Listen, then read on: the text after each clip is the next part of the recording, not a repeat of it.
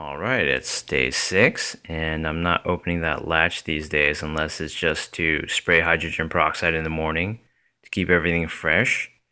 And if you look at these pieces, the cones haven't really developed.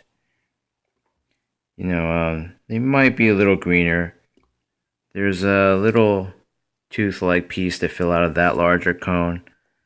I don't really have much hopes for that, and the parent, the top half of this, which is where all these cones came from, that really isn't showing signs of rooting anytime soon. So this looks like it's come along a little bit. Let me get this more into the light. But I don't know about those outer layers. The roots are doing well. Outer layers might just die and shrivel away. This one got very few roots, actually none. None that were visible in the beginning, and now it's starting to root a little bit. But it's just got this one main big green fat leaf that's developing. And this bottom half of the onion had some decent rooting activity, and it has, like 2 leaves coming out of the top, potentially. And it gets all wavy when I get close and the light is too bright due to the nature of the low frequency of these LED lights. So what I'm going to do is I'm going to cover this with a towel. I'll still spray with hydrogen peroxide every morning, but I want to keep this in the darkness for maybe 4 or 5 days, because as I showed in my sunchoke experiment, that tends to trigger rooting or root development. So we'll try that and see what happens after a few days. Alright, it's day 10. I started this video with day 7. I've had this thing in darkness for the better part of 3 days. Sometimes I would open the latch for several hours or even overnight to let it air out because I had a molding problem. But part of that is due to the darkness. If there's no light, most of these onion parts can't dry out. So I haven't seen any development at all in this top half for these cones, nor that one. So I think it might be time to give up on that.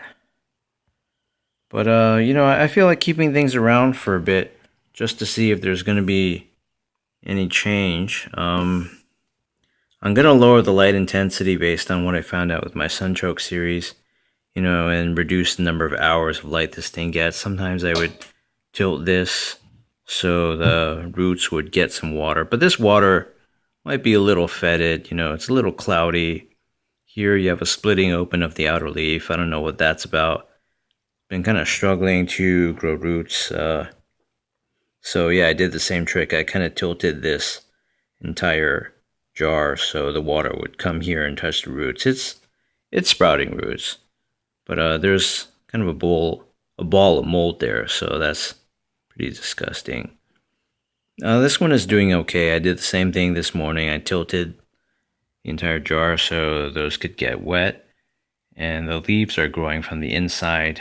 Several of them apparently, maybe just 2 at this point. It's hard to tell.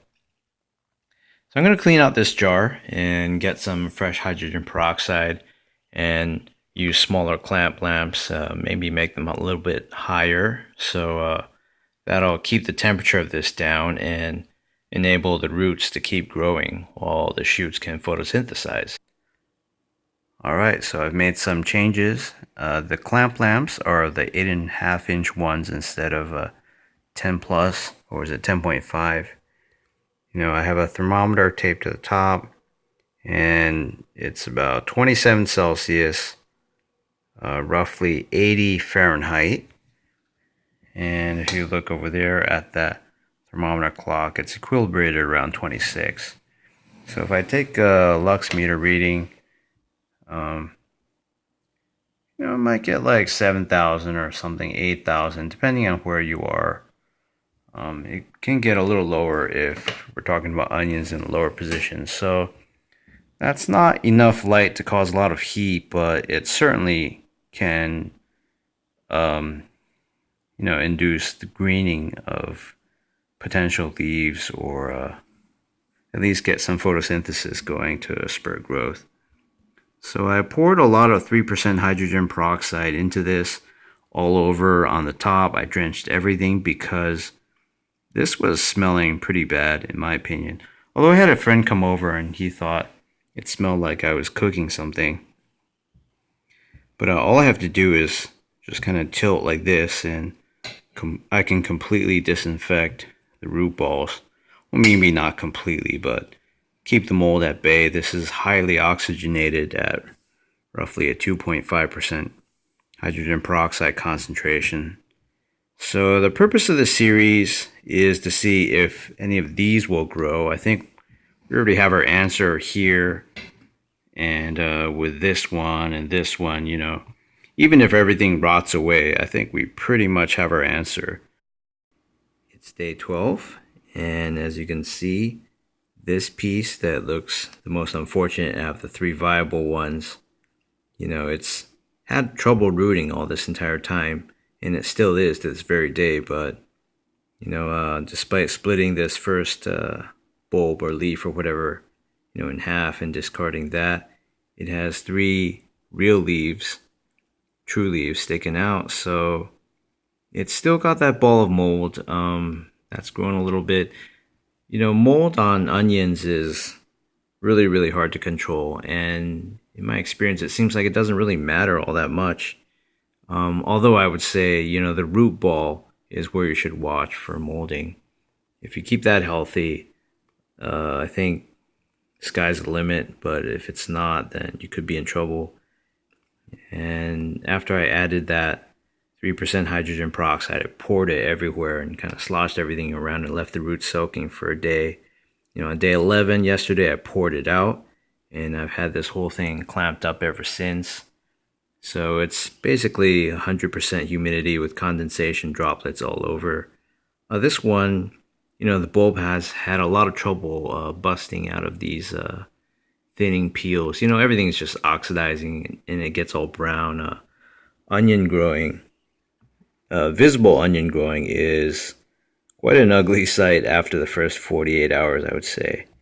But, there's a lot of thick, healthy roots. So I don't know what the deal is with the halves with better roots going slower than this for true leaf development.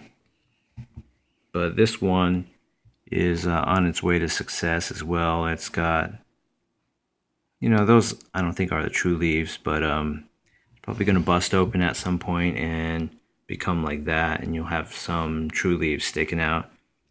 But yeah, that has a healthy root ball developing as well. This biggest cone is hopeless, it seems, as well as this top half. These three cones, the little tooth-like part, I just let that wash away while I dumped everything out yesterday. So it all seems like pretty predictable. The ones with a root ball can survive and thrive, and the one without a root ball can't, and all the component pieces in there as well. But I like to leave these in here and maybe repeat the, hydrogen peroxide high concentration dumping, and maybe even add in a little bit of fertilizer, maybe some blue Miracle Grow crystals for nutrients.